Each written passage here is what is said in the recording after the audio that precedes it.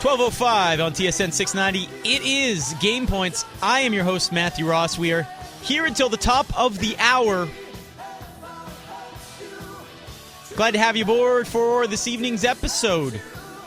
TSN Matthew on Twitter.com if you want to follow us there and interact. Matthew at tsn690.ca is the email address.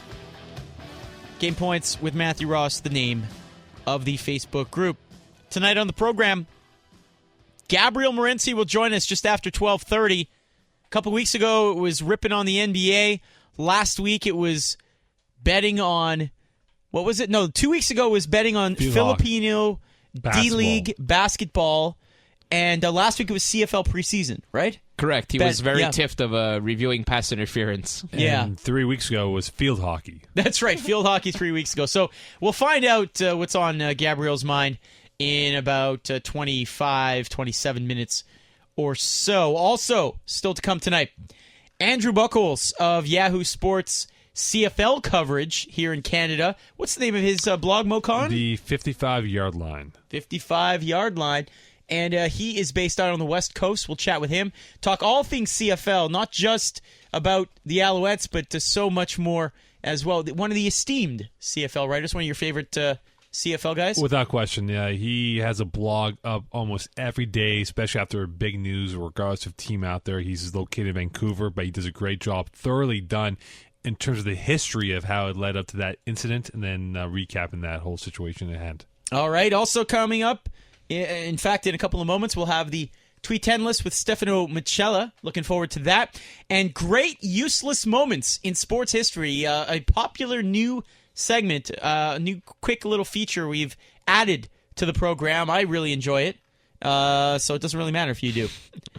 We'll give you an update on Expos Nation's trip to New York City July 12th, and I think that's it. I think that's all we can squeeze in an hour. Don't forget, next week we do Know Your Italy with Stefano Mocella. Oh, really? Yes. All right. Because Mo's still fuming over the fact that England just can't seem to find a way to beat Italy. Wow. Taking shots already, huh? All right. Well, Mo was taking shots at me before the game, and then when his side actually lost, he just blames me and then says, "Oh, you're not a real fan." He's like, Miami. You see, Italian fans are like Miami Heat fans, right? They become diehards during the World Cup. You see, look, now he's insulting a whole culture. Wow. Wow. MoCon19 on Twitter if you want to vent your... The country that's won the World Cup 4 times, whereas England hasn't won in 50 years. There you go. Wow. That's rough. That's right. I can't wait for it. Plus, Mo only finished 1 on 10 in England trivia, so I don't know what he's getting at calling me a fair weather fan. I cannot wait for next week. I cannot wait for Mo's going to ask me like what the weather was on kickoff of like the 1930 World Cup or something like that. Wow. Don't you worry. S. Mocella 9, by the way, if you want to follow Stefano on Twitter, or therichest.com is the website where he also has some contributions. So, Mo, we're talking Montreal Alouettes. Is this the most exciting, curious CFL preseason game since 1996, since the Alouettes have been back? Obviously, no Calvillo. Chad is in the lineup. A lot of excitement around that. What do you think? Well, we spoke about it with Eric Thomas on Game Night Montreal about 2 hours ago, and I think it brings more intrigue to that game. TSN National will have the game. We'll have the radio broadcast as well for those who will not be next to their TVs. But it'll be fascinating to see how Chad Johnson does on the football field. How does he adapt to playing in this style of football? It's a bigger field, 3 downs. Where will he be lined up? Is he as a wideout? Is he as a slot receiver? He's got to get. It's not just the route running, right? He's got to get used to starting before the snap, right? Which I'm running, sure he'll running. like. Exactly. Is he playing on the wide side of the field? Is he playing on the back side of the field? I mean, so many variables out there, and it'll be cool to see what he does. But also Ryan Dinwiddie, who is the PC, the play caller. Yep. He's not the OC. What does he have in store for Chad Johnson? And look, whether or not he's going to be successful now, we'll find out when it really begins for him next weekend when they go to Calgary, Saturday afternoon in Calgary at McMahon, where they've not done well of late. I am setting the over-under catches for Chad Johnson on Friday night. I say 2.5 is the over-under. He'll get his feet wet, really not be a huge contributor in the preseason game, probably won't play the whole game.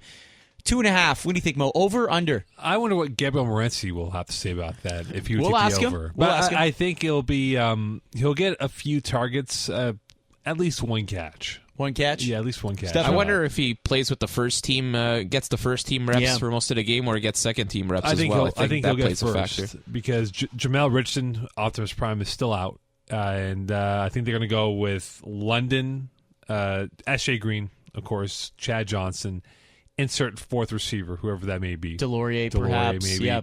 And What about then- Deron Carter? Deron Carter, exactly. He'll be the Oh, fourth. yeah, Deron Forgot Carter. about Deron Carter. Now, he'll be the fourth guy, and I think they'll go with that for the bulk of that game. Remember, they only have 2 preseason games. Therefore, they're going to play the number 1 guys for at least a half, if not a little bit more. However, you don't want them to get hurt now and have them be in a long-term injury situation and not have them available. It's just, you're looking at the math, how in the world are they going to fit all these receivers? You have Dave Stala, who's hurt as well, that they went out and got.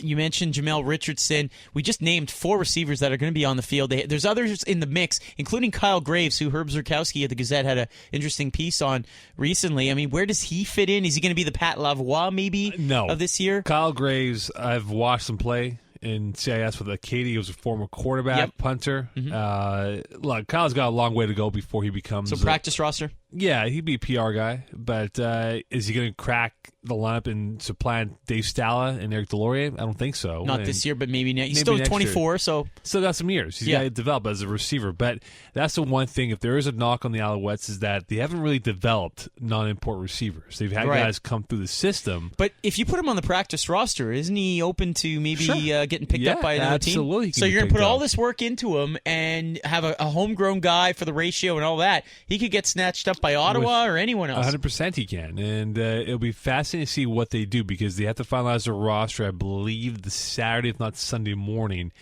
before it really begins next week when they go to Calgary. So they're banking on the fact that he's still a little raw and nobody else. If they snatch him up, let's say Hamilton, Ottawa, they have to have them on their regular roster. Can they put him on their practice? Essentially, it's an upgrade, right? You cannot take them and put them on your own practice. NFL, CFL, if you're on a PR and you get snatched by another team, it's essentially you're moving up onto the game day roster. Yeah. All right. If you're looking at Ottawa, that's a great PR move, right? You're trying to reach out, expand your fan base, bring in a guy who's well known in the Maritimes, for all that stuff, the ratio. Take a chance. Maybe you're not expecting to compete for the Grey Cup. Let him learn on the job. Might be an interesting way to go. I will say this though about Ottawa. Ottawa on paper looks pretty competitive. They got a good quarterback, quarterbacks with DeMarco backing up Henry Burris. Seasoned GM. Yeah.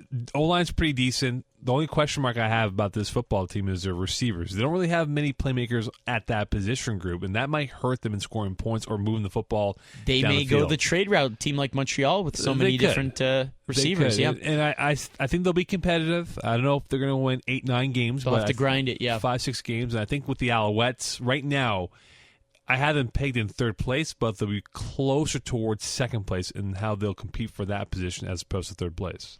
Game points here on TSN 690. It is time. I didn't forget it this time, Stefano. It is time for the Tweet 10 list with Stefano Mocella, a fun top 10 type of list, an amusing list, if you will. What is the topic tonight? All right, well, all Habs fans are talking about is what kind of contract PK Subban's going to get this offseason. And, of course, it's going to be a tough negotiation between Bergevin and Subban, given the playoff run Subban just had and the fact he won the Norris last year. And Subban's in a great position of leverage. He has many demands, so I have the Tweet 10 PK Subban contract demands. All right, Tweet 10 PK Subban contract demands. Here we go. Number 10. He gets to shoot T-shirts into the crowd. Yeah, number 9. He wants a Brad Marchand punching bag by his stall. Number 8. He doesn't have to do any calisthenics he feels are unnecessary. Number 7. Pants optional on team plane rides. Oh, that's what I'm talking about. Number 6. Michel Terrier must do the 0005 with him. Number 5. He gets his own personal announcer, entrance music, and goal horn. Wow, that's a lot. Number 4. No more apples in the vending machine, please. Number 3. He now gets to run the Habs Twitter account. Ooh, that could be dangerous. Number 2. Unlimited use of Jeff Molson's private bathroom. And the number 1 contract demand by PK Subban. Molson 67 must now be rebranded Molson 76. There you go. That's not a bad idea. I like that. That's a good one. But the question is, would he get royalties off of that? Yes. And they don't really remember. Pro leagues do not like athletes sponsoring alcoholic beverages. Yep. No, that's a fair point. And Sorry if there's to somebody Kai who's, Bosch is number one. but there's also, I mean, if there's somebody who is, marketable, it's BK Subban. I think he's doing quite well on the endorsement side of things. He's going to start hashtagging Molson76 now on Twitter nonstop. It could happen. It could happen. It is Game Points here on TSN 690. Other side of the break, great useless moments in sports history and an update on the Expos Nation trip to New York City. That is up next.